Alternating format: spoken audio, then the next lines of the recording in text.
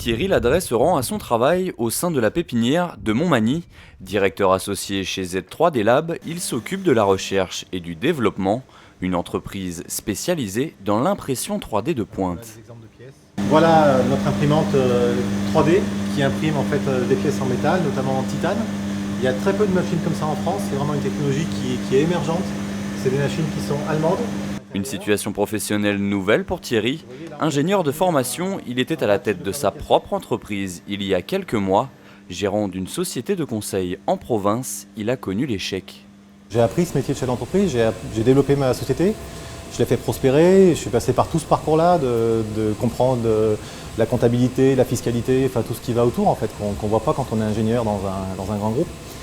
Et en revanche, on n'apprend pas à fermer une entreprise. C'est-à-dire qu'on se retrouve confronté à des difficultés qui n'étaient pas prévues. L'échec, c'est simplement quelque chose qui ne se passe pas comme on a imaginé. En fait, c'est une expérience comme une autre, mais on se retrouve à gérer des événements imprévus. Dans cette passe difficile, l'entrepreneur prend contact avec l'antenne valdoisienne de l'association 60 000 rebonds. Spécialisé dans le soutien aux patrons en échec, il définit un nouveau projet à l'aide d'un coach. Je me posais la question de redevenir ingénieur dans un grand groupe, de recontacter certains de mes employeurs passés. Chose que j'ai fait d'ailleurs, j'ai eu un certain nombre de contacts dans ce sens-là.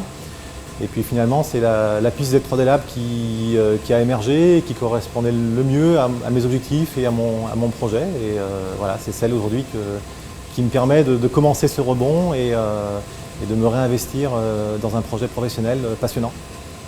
L'entourage est particulièrement important pour l'association. Ainsi, Thierry a bénéficié d'une marraine, Ghislaine.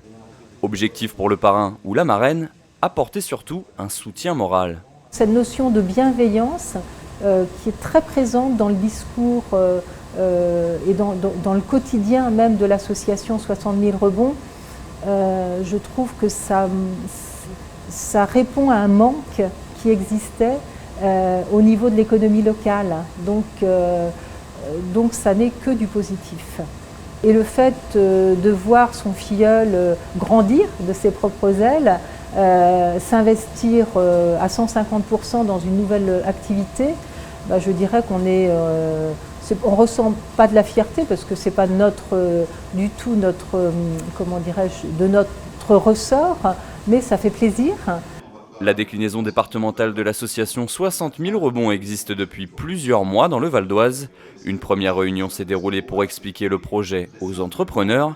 À sa tête, Francis Mulot, entrepreneur valdoisien également passé par l'échec. En France, on n'a pas le droit de perdre.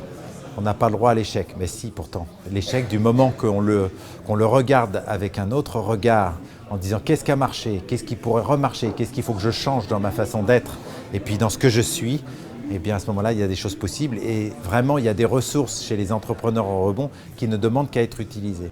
L'association compte déjà dans le Val d'Oise 5 coachs et une dizaine de parrains. Elle se fixe l'objectif d'aider 20 entrepreneurs à rebondir chaque année. En 2013, 984 entreprises valdoisiennes ont fermé leurs portes.